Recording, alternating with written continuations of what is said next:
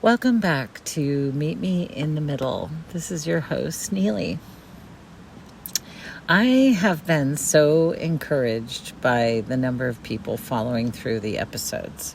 I just want to really say a big thank you for listening.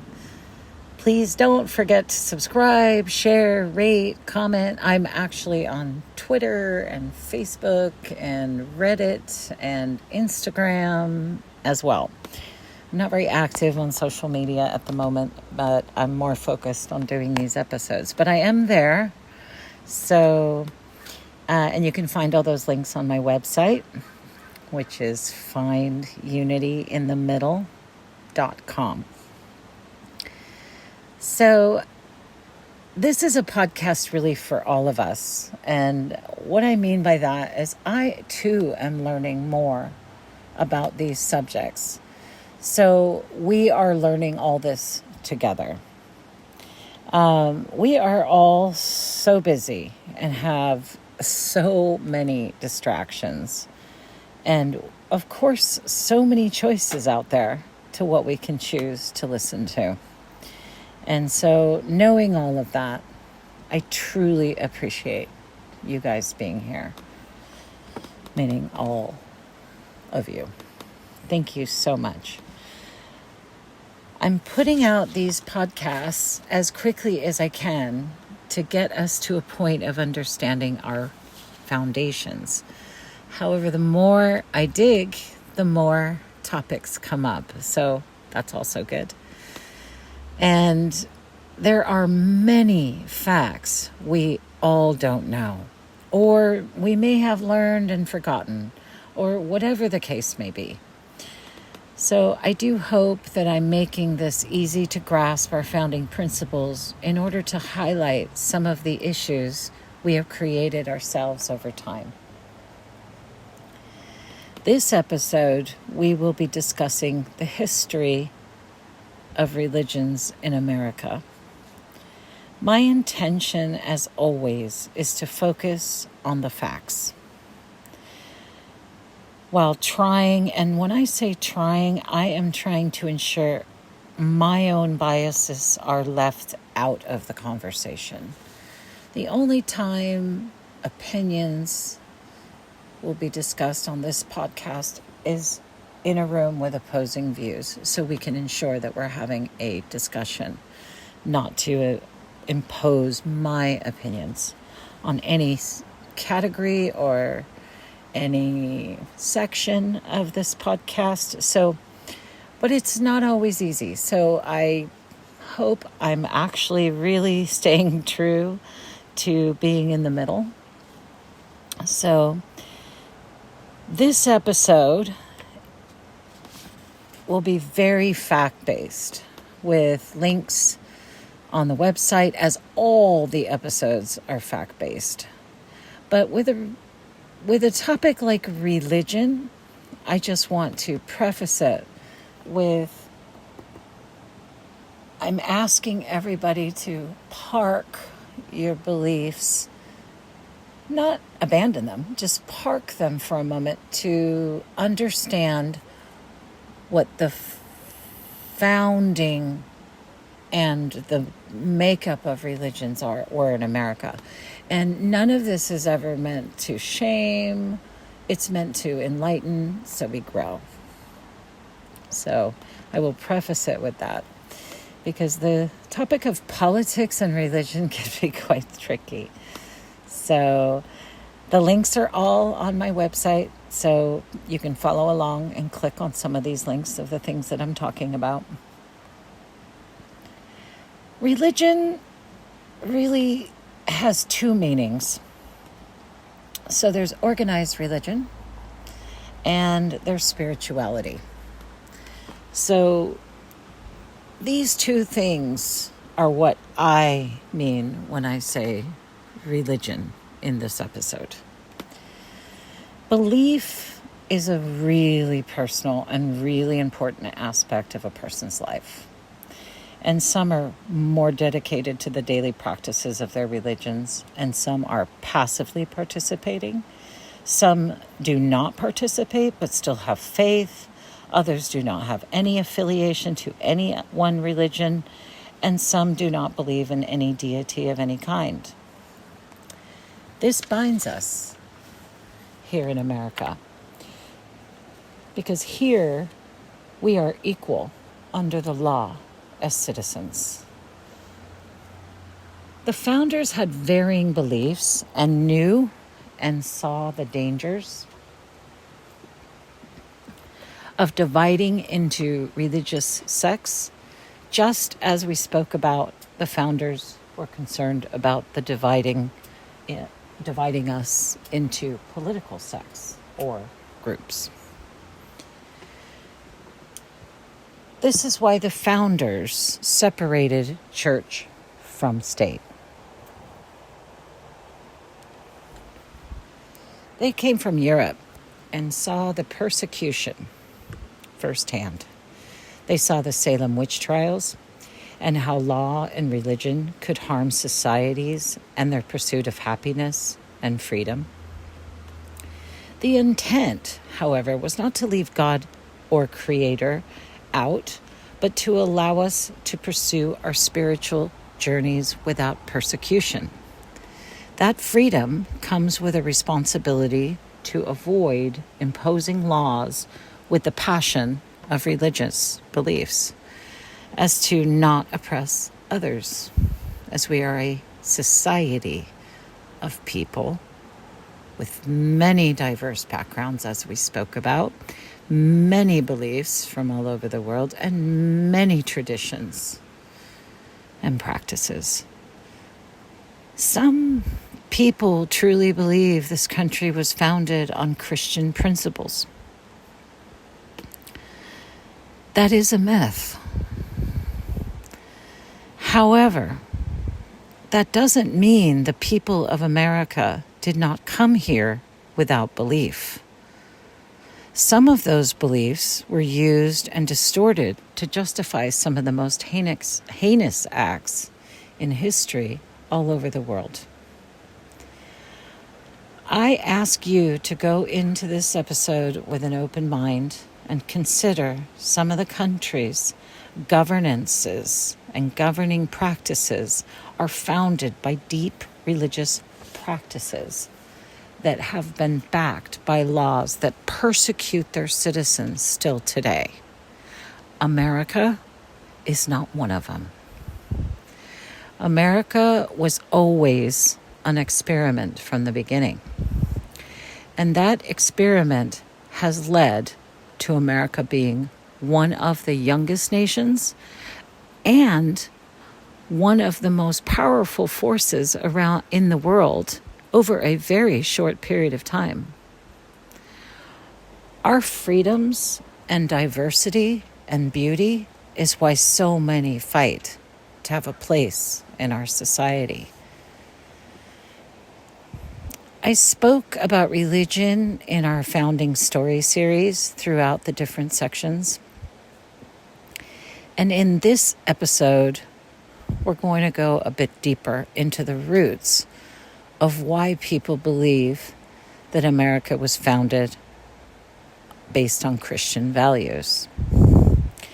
We're going to talk about the religious beliefs and how they intertwine in our society without breaking the rules of the Constitution of separation of church and state. How they drive politics today as well. Our laws are not allowed to discriminate against us based on religion. Period. Politics is a free-flowing aspect of our lives and has been weaved into every aspect of governing into America. Politics has been absolutely influenced by religion and is organically dividing us as these religious movements have many voters impassioned by religious principles. And people naturally seek political leaders who hold those principles up high as to belong to such a group. So politics and religions are the two most dividing factors of our adult lives. Most religions, I would say all religions, are based on the principles of having high, strong moral values. And so what's the problem with that? Nothing. But does that mean having a strong moral compass only come with those with faith of religious beliefs? No, they do not. So assuming someone without religious beliefs has no moral values is a true misconception. And truly, people believe that. We have to stop judging others and painting others as immoral based on a belief system that is personal. Religious beliefs are just that. They're beliefs. I remember in school, because I grew up in the 70s, when we all had to participate in Christmas plays and sing the Christmas songs in school. I had friends who didn't believe in Christmas and did not have Christmas trees. So let's talk about why those practices in school were eliminated and how that makes people feel. All children had to participate in the Christmas show unless the parents pulled them from it. But how did that affect that child? It isolated them. That isolation felt strange and sad to the child. So what happened to Christmas, some might ask? Nothing happened. The schools followed the principles of our founders' wishes of separation of church and state. And they weren't just wishes. They were laws. They are laws. Federal funding and state funding are the sources that ensure a public school system for the purposes of education, removed the practices of division that should have never taken hold. So it's not something lost. As per the founders, they felt that interweaving religion into state would lead to a broken union. So I know that it feels to those who had Christmas plays and watched them turn into holiday plays, feel like they lost something. But it's not the case. It just feels that way. Religion is personal. The freedoms to practice any religion is totally protected. The holiday play ensures no one is left out. These are children. Inclusive, not divisive. No one really lost anything, but everybody gained. So let's talk about the myth of Christian values being the founding principle of America. And again, I'm not saying myth to hurt anybody. I'm just trying to point out that the founding principles of America belong to everyone, and that is part of what I'm trying to build, is that understanding. So I'm hoping that I don't offend anyone with such language. Many believe that America was founded on Christian principles because we see in God we trust on our money, or that in God we trust is in the Pledge of Allegiance or in the Star-Spangled Banner, and that being our national anthem. This backs up the idea that America was founded on Christian principles. And it wasn't. So let's actually start with our money. At the Second Congress, in the first session in 1792, Congress passed its first law regarding national coinage. There is a lot of statutes around the creation and establishment of the U.S. Mint. The denominations of the coins in gold, silver, and copper, along with the symbolism that should appear on each coin. So in page 248, section 10 of the Statutes of 1792 of the Second Congress, first session, the following is stated, and I quote from the statute, that upon the said coins, respectively, there shall be the following devices and legends, namely upon one side of each of the said coins. There shall be an impression emblematic of liberty with an inscription of the word liberty. And the year of the coinage, and upon the reverse of each of the gold and silver coins, there shall be the figure or representation of an eagle with the inscription United States of America. Upon the reverse of each of the copper coins, there shall be an inscription which shall express the denomination of the piece, namely, cent or half cent, as the case may require. That was it in 1792. No mention of any other inscription or symbols. Liberty was the message and the motto of America. In 1837, the Mint Act of Congress prescribed that mottos and devices should be placed upon the coins of the United States, meaning that the Mint could not make changes without the enactment of additional legislation.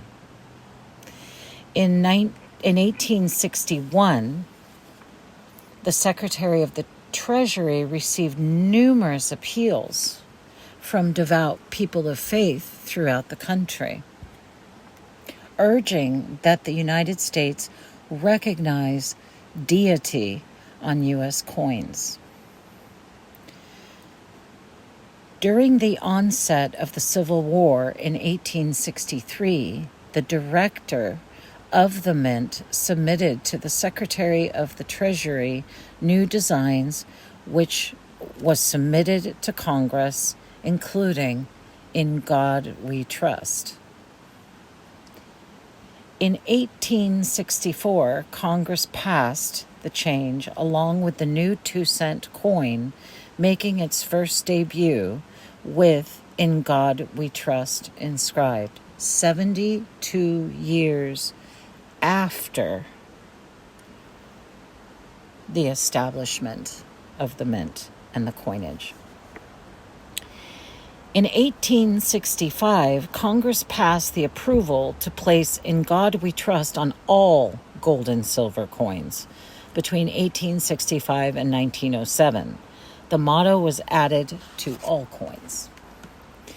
As many denominations started to come, and some of the denominations dropped "In God We Trust," and then they were put back on. But in 1908, Congress passed an act which made the inscription "In God We Trust" mandatory for all coins that previously included it, as it fell off and on during this period. Paper money was introduced in 1861 and did not have the motto on its money. It wasn't until 1957, so 1957, when "In God We Trust" appeared on our paper money, and in 1954 on post stamps. In 1955, by joint resolution of the 84th Congress and signed by Dwight Eisenhower, that all paper money include the motto, "In God We Trust." 2 years later, in 1957, all money printed included this motto. In 1956, the year prior, Congress passed and Eisenhower signed into law claiming "In God We Trust" as our official motto. Hence, why it appeared in our money going forward. Part of the reason for this was to distinguish ourselves during the Cold War, mainly to claim that America was protected by a deity and our enemies were not. In 1962, the motto was inscribed on the wall of the House chamber to publicly display our motto, and it remains today.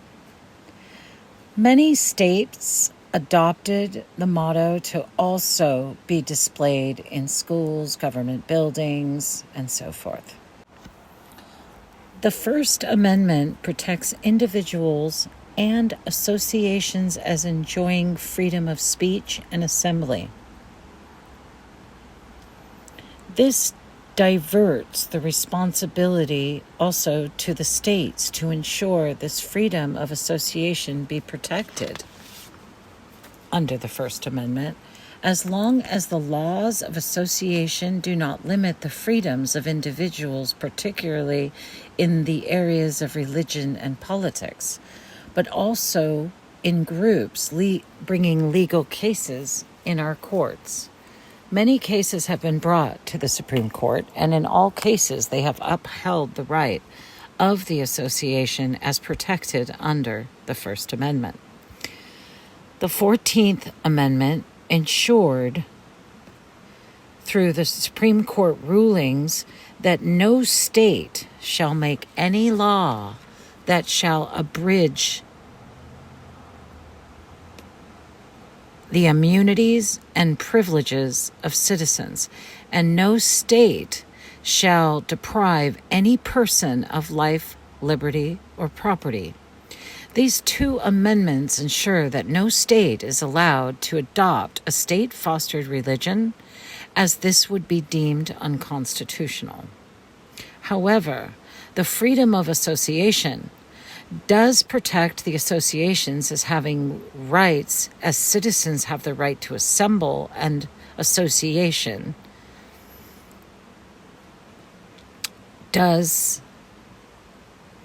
is protected under the First Amendment. So this does deserve a pause for a second. So under the First and 14th Amendments, which is really about ensuring that we are all equal and cannot be discriminated against for religious practices, and the associations that we join have certain protections under the First Amendment as a right to speak as a body of individuals. But if ever it becomes a situation in a court of law where the association itself is not representative of the individuals, this would come into question, this protection, because the protections are really all about the free assembly of people to assemble and associate. But it can get tricky. So this does allow for political and religious associations to being protected. However, never to be state or federally established. So this is how the laws of political party, primary, and ballots have been allowed to influence government, as long as that government does not itself back any one association of any kind, the government itself or a state themselves. Congress people, presidents, judges, cops, military, everybody has the right to associate with a political party or a religion. So it's good to note, in 1931, the Star-Spangled Banner was adopted as the official anthem. This was passed by Congress and signed by Herbert Hoover. And this included the claim of our motto earlier than in God We Trust. But in this motto in the Star-Spangled Banner is God is our trust. In 1954, the Pledge of Allegiance added the words, "One nation under God, indivisible, with liberty and justice for all." It used to be "One nation, indivisible, with liberty and justice for all." And there were previous versions as well, but God was added in 1954. So the idea that America was founded on Christian principles is not accurate. The idea that America took on the guiding principles of a deity, of God, meaning deity, but not adopting only Christian beliefs, it adopts the consensus of overarching deity or God, and has strong roots as representatives of faith being held as a value in America. However, it is never under law to be intermingled of church and state. The protections against religious persecution were very important to the founders, as many escaped religious persecution and still suffer in many countries today. So taking this as only Christian leaves people out. God is a deity, not aligned necessarily to one faith, as many use the word God and Creator.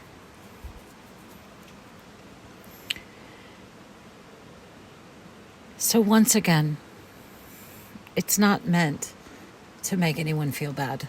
It's just meant to shed light on the fact that we created this over time. It wasn't necessarily a founding principle. And so, yeah, it's something we can all claim. Many citizens hold beliefs of a creator.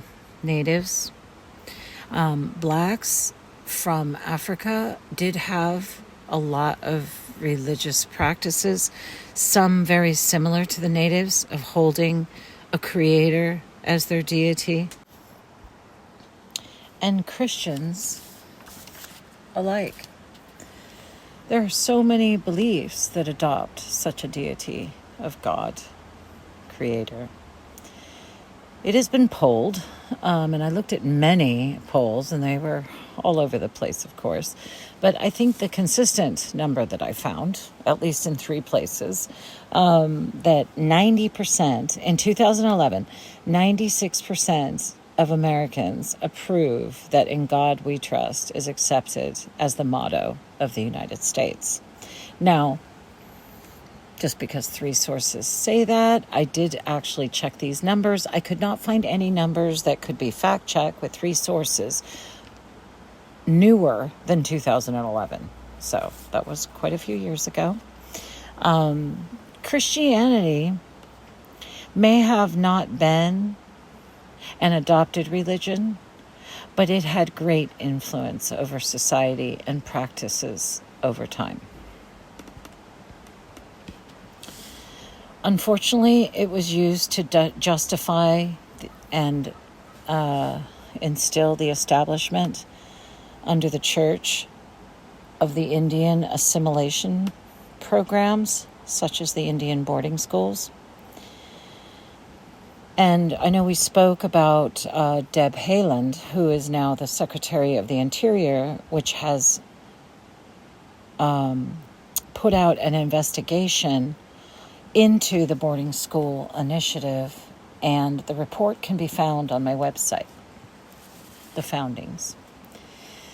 Summary of it, and this is not in any way the entirety, but 431 sites were federal institutions and over 1,000 federal, non-federal institutions, which were Indian assimilation schools run by the religious organizations on behalf of the government. The first was in 1801, and the last was in 1969. Some of you may have remembered that the Pope came to Canada to apologize for the Indian boarding schools recently, in the last year and a half or so, 2 years maybe. I don't think it's that long though, it's like about a year and a half. In 1978, the American Indian Religious Freedom Act and Religious Freedom Project of the Native American Rights Fund ended the abuses of religious persecution against the native religions, so giving them the right to practice their religion, even though they were granted citizenship in 1924. Unfortunately, also, slavery was justified by the interpretation of texts found in the Bible, in the book of Genesis, and other books. But this one particularly I'm going to highlight. In Genesis, it talks about the curse of Ham. Ham is a son of Noah. Ham in Hebrew is translated for hot, which then cognate with the Egyptian word for Kem, which means black. So, using this text to justify black and non-believing Christians being cursed to slavery. The practice of conversion to Christianity across the globe of enslaved people led to the disjointing of this justification and looking for the true meaning of black in the Bible was really referring to the Egyptian soil, which was black along the Nile, not people.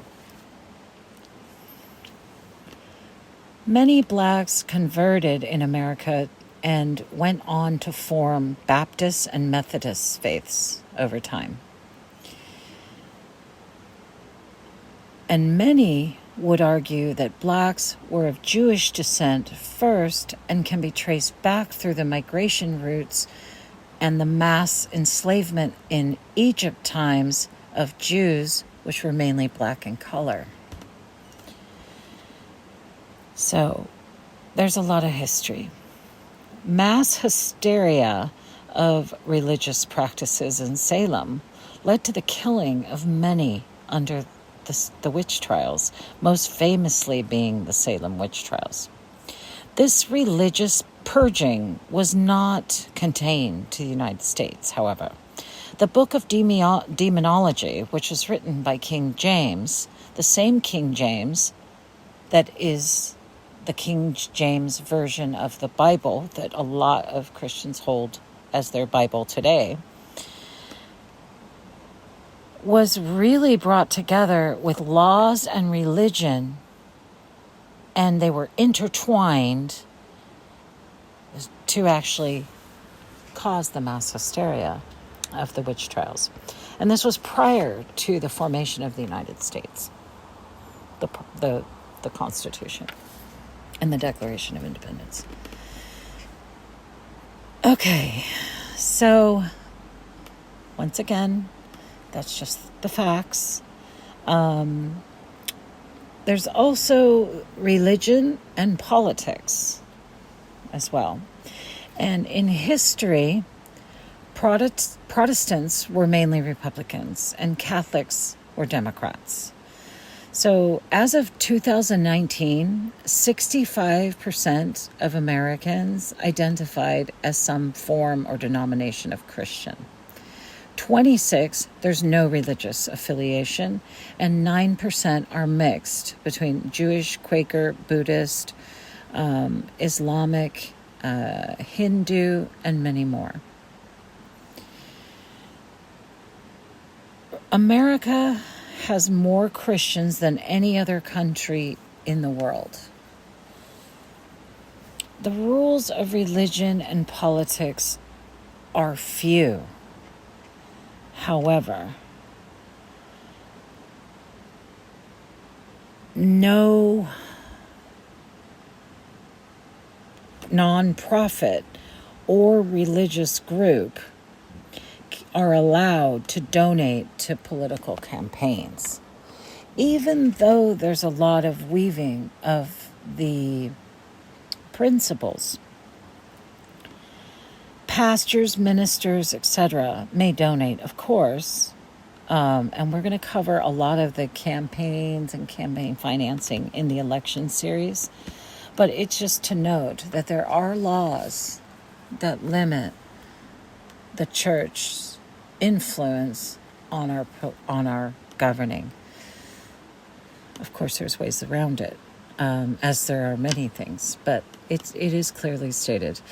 The evangelical movement, mostly really present in the Republican Party, but that's not to say that there are not evangelicals that are Democrats, but it's a majority of them really find the values of the Republican Party to be sympathetic.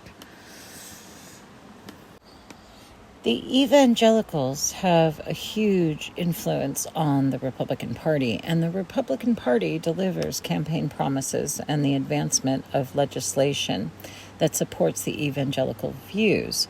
So the evangelicals are a heavy driving force in politics today, particularly in the Republican Party. So, looking at religion and politics, these are probably the hardest topics to cover, as I'm not trying to disenfranchise anybody, as hopefully you know by now that I'm really all about just creating an enlightening. It's enlightenment. It's really to know the truth behind it, because we all live with these stories and these ideas, and we think we know something about something. And it isn't until we really dig in and do the research. You have to be motivated to really search it out. So I do encourage everybody, please, do the research, look at some of the links, find your own links. There is so much information out there that backs up this history. This is not meant to paint any religion in a bad light. It's not to glorify religion or slam religion in any way. I have my own belief systems. So I'm just trying to highlight the history of it. So one more section that I want to cover here is the oaths that are taken for specifically to, the office, to president's office, to the courts, to the Congress, all these oaths, the military, etc. There is a saying, "So help me God," and putting your hand on the Bible. This has its own history, but the swearing in of oaths is not really inherently a Christian value. It's a Jewish value that's been adopted. And some oaths still contain this phrase today, but the Bible can be replaced with either the Constitution or no book at all. So why is "so help me God" allowed? Well, it's meant to really swear, to saying, under God's eye, I swear this to be true. So it's allowed in practice, but under Article 6 of the Constitution, and I quote, "No religious test shall ever be required as a qualification to any office or public trust under the United States." So why the oath of so help me God? Judges, immigrants who are being sworn in for their citizenship, all taking an oath with military, with so help me God. Oaths remain, but legally upheld as an oath to uphold the Constitution. There have been many cases brought to state and federal courts that have upheld that so help me God can be refused. And it is unconstitutional to force the practice. So it can be changed to affirm instead of swear, and stop prior to so help me God. So that protection exists. So really, to conclude this episode, our Constitution protects us from being discriminated against based on religion. Our Constitution protects our rights to assemble and practice our religions freely. Our money and our oaths hold the roots of an overarching deity, but no state government can establish religions, which is why oaths are changed, pledges are changed. Schools must adhere to the separation of church and state. The main influences of religion that remain in the governing principles are in the political parties and in politics. Our next series of 4 episodes, and it's going to be called the Election and Voting Series, will be segmented into 4 sections. So it'll be the election and electoral laws at the federal and state level. Congressional maps are drawn and redrawn for the purpose of representation and elections. This will include the section on gerrymandering and how that practice harms us all.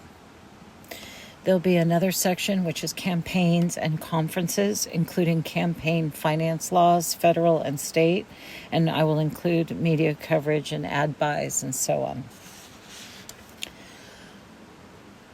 Quotas for reaching certain milestones for the party to take your fundraising activities seriously as a serious candidate. So we're going to talk about how much it really how much money it really takes, to run for office, and should it take that amount of money. Voting, voter registration, voter laws, election night, and the media. Those are the 4 sections under elections and voting. There will be many more topics coming.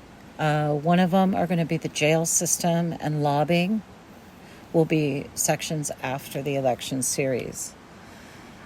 Thank you so much for being here. Please visit my website, findunityinthemiddle.com. You can check all the links. You can buy books and memorabilia. I post books there from all different perspectives. So if you'd like to crack open an actual book, or you can do ebooks. I'm sure some of these have ebooks. And all the links of all the resources of all the episodes in the resource section of each episode. I'm trying to provide the links that have the most information on the topic.